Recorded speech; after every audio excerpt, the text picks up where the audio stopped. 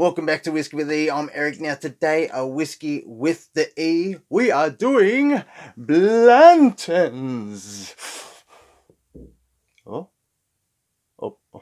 Blantons.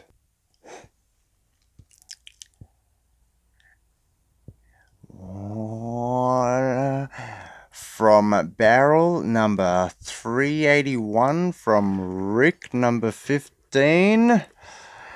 Yep, alright, let's get it.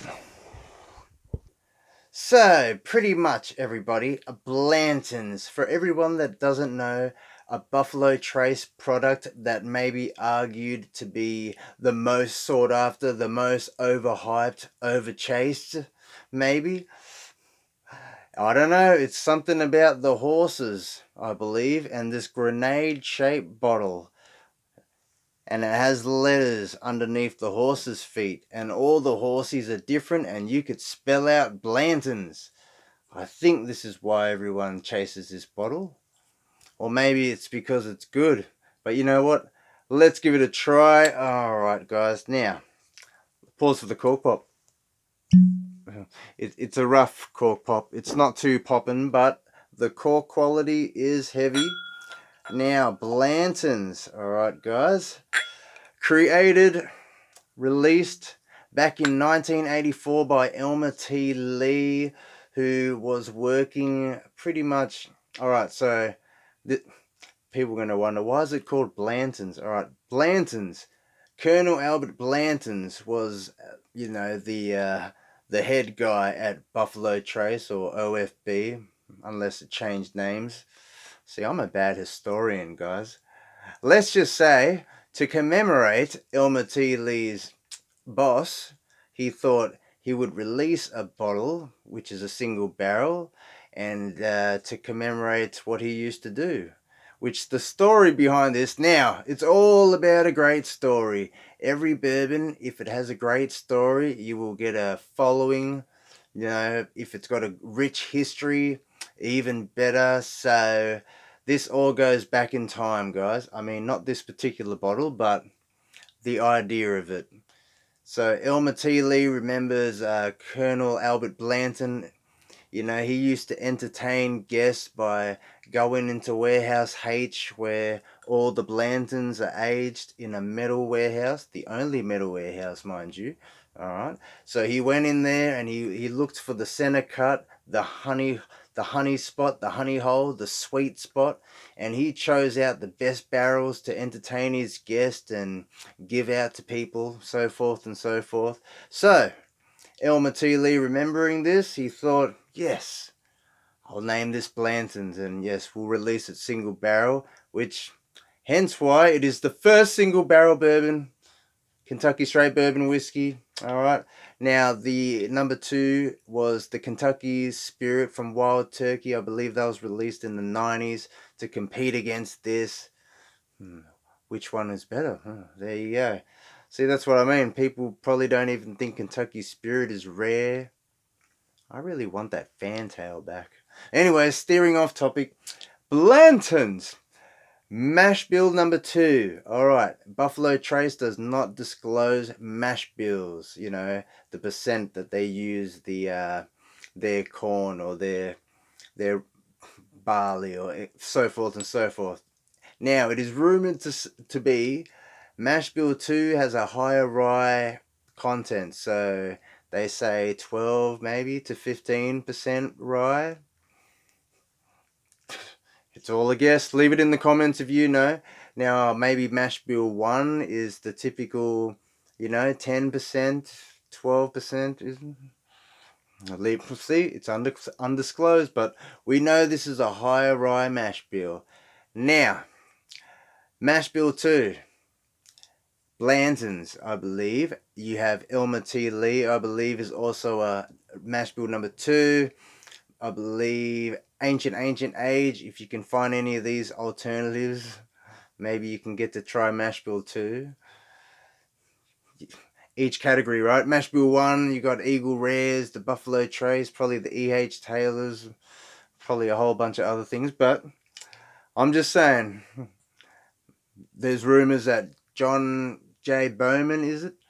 That could be some potential mash bill too. Buffalo Trace kind of a substitute. All these other things are harder for me to find than Blanton's here in Australia. So that being said, here in Australia, this comes in at 700 mil bottle. So it's a smaller grenade than what you guys get.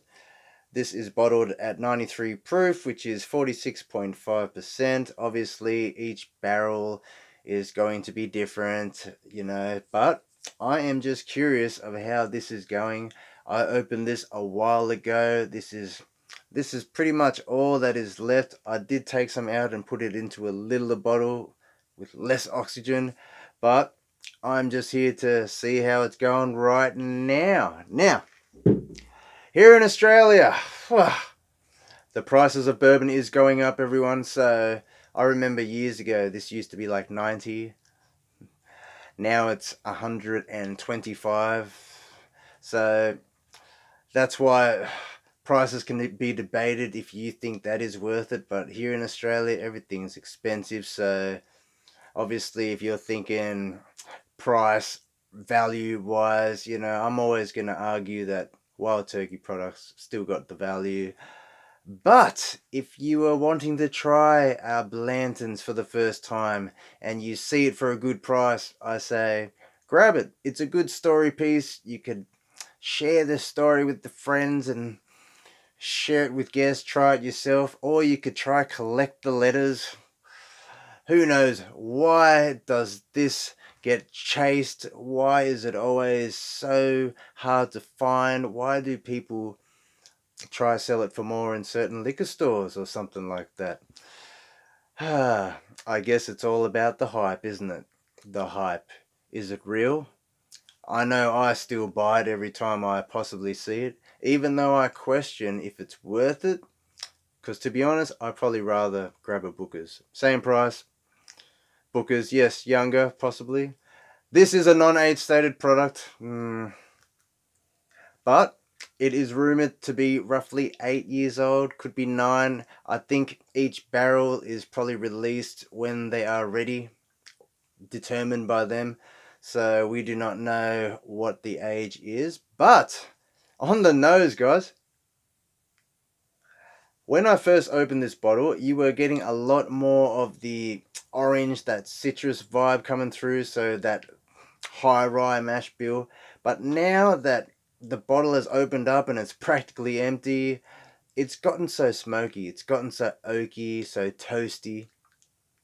Obviously, you still got all this vanilla there, but ever so slightly. It's there, guys. The caramel's there. It's like a toffee.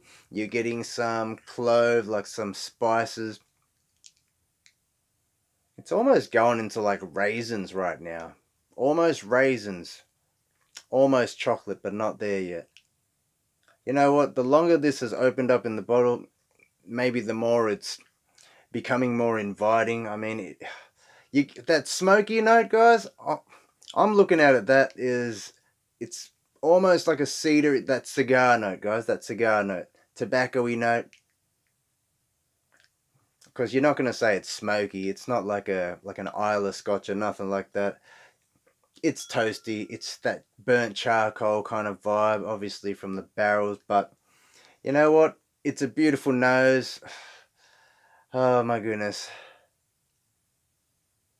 It is a nice nose, guys. You got to give him that. Even though we love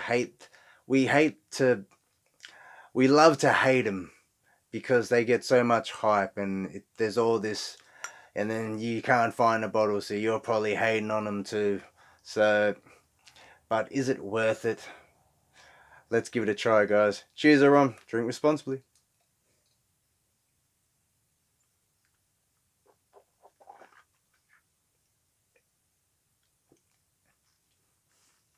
Wow. Initially, the sweet caramel, that vanilla, like a toffee kind of note.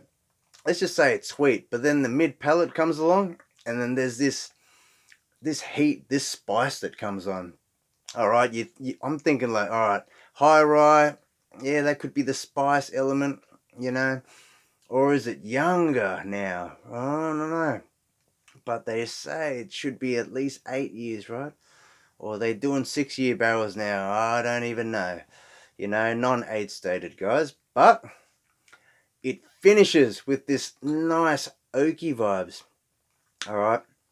A little bit drying, but not too drying. Not very tannic. You know, so is it nice? Yes, it's nice. Is it worth $125? That can be debated. I mean, a rare breed is 115 now. Wild Turkey 101s are like $70 here in Australia. What is expensive, guys? I mean, this is why we have to try save up as much as we can, or try win some extra money if we can win. So then we could buy some extra bottles. How else can you afford to buy bottles here in this country? Oh my goodness. Anyways, cheers everyone. What do you guys think of Blantons? Have you guys even tried Blantons? Have you found a bottle of Blantons? You seen it and you thought, is it worth $125?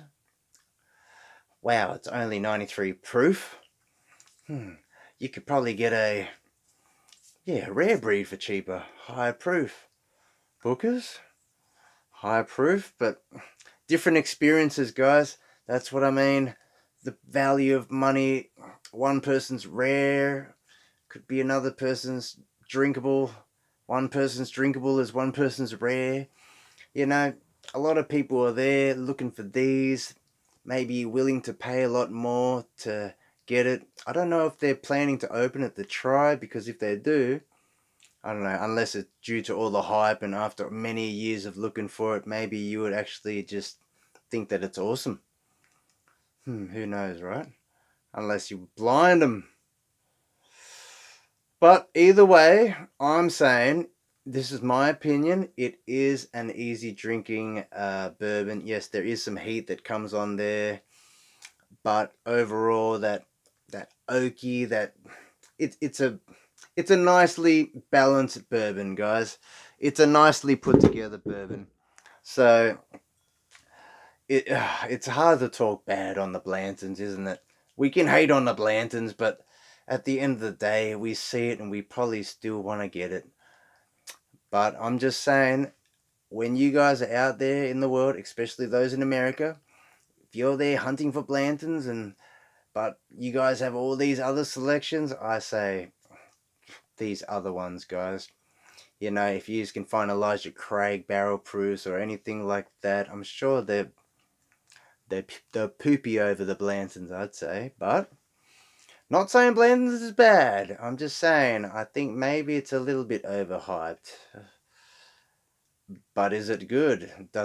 Will it compare against every other 93 proof?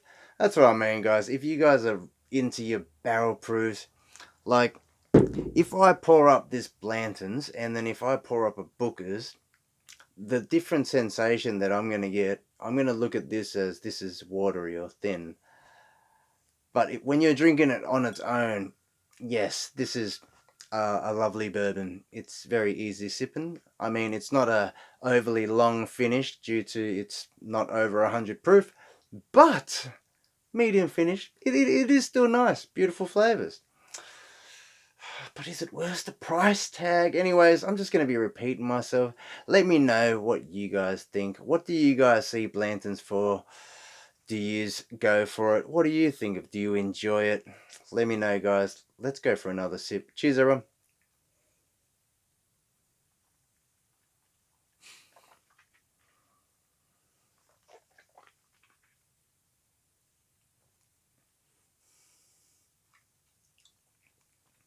Yep. Sweet. It is coating. You are getting like a coating there. Like an oily coating. Obviously, it's not just 40% like what typical here in Australia, we hope to at least get 40%, but majority of the time you may get some 30%, 37% stuff. I'm thinking about reviewing this after this. This is so going to be not fair for this, but This is how you get the true value of things when you compare it with each other. Then we can kind of work out, is this a good bourbon? I'm not saying it's a bad bourbon. If this is your kind of profiles, you will enjoy this.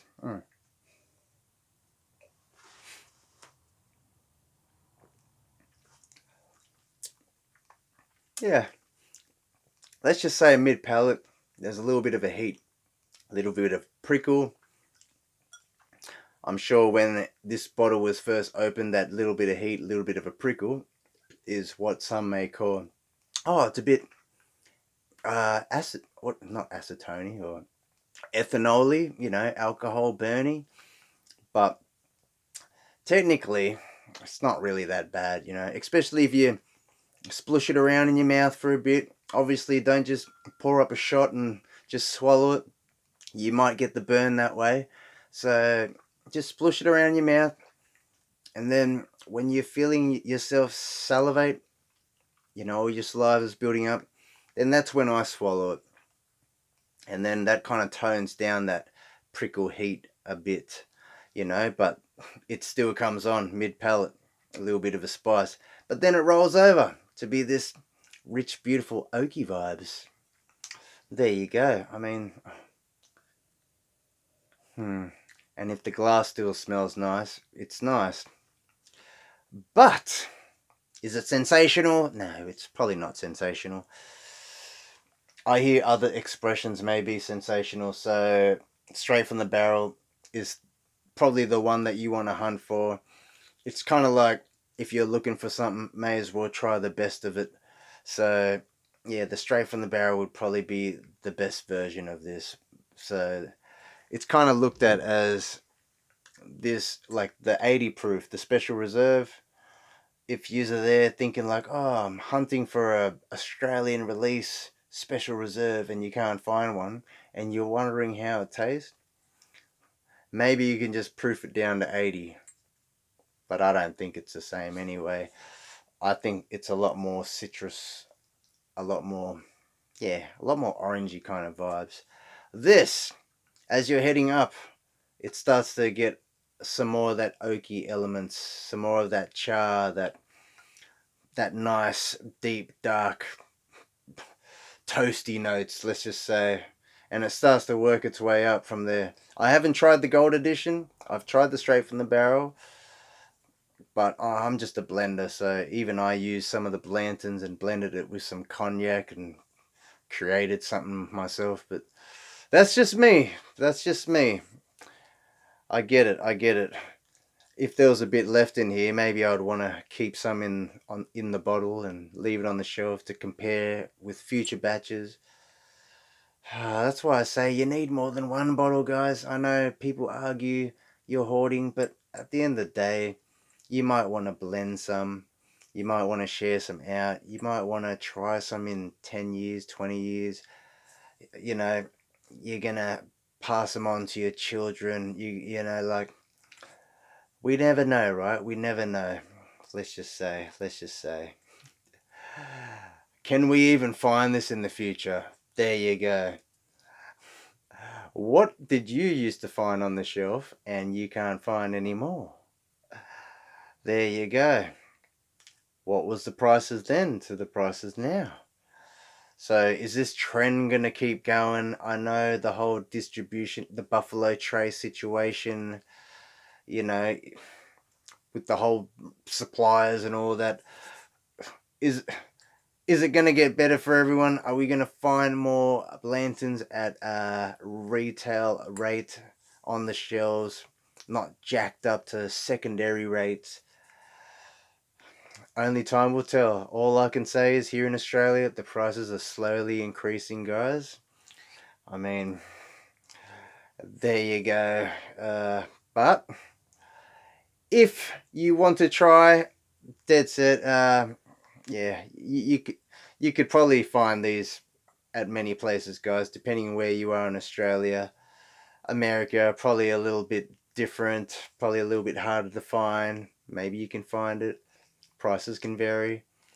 Here in Australia, it's all pretty much moderate. The prices are pretty stable, but It just comes, it just goes.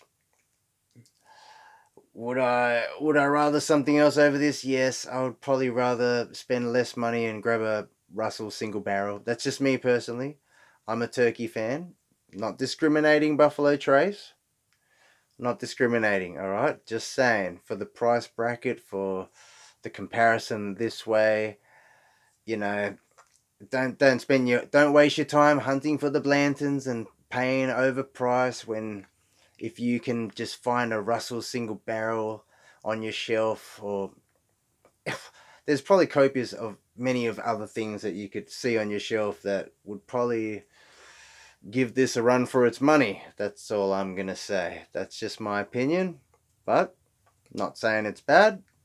It's good. I can't floor it, but yeah, it's just the whole thing, isn't it? Is it worth the money? Is it? Oh my goodness. Let me know in the comments, guys. I am just going to be repeating myself. I don't even know why I left that. It almost feels like I'm still nursing. Nursing is not a word. Nursing it.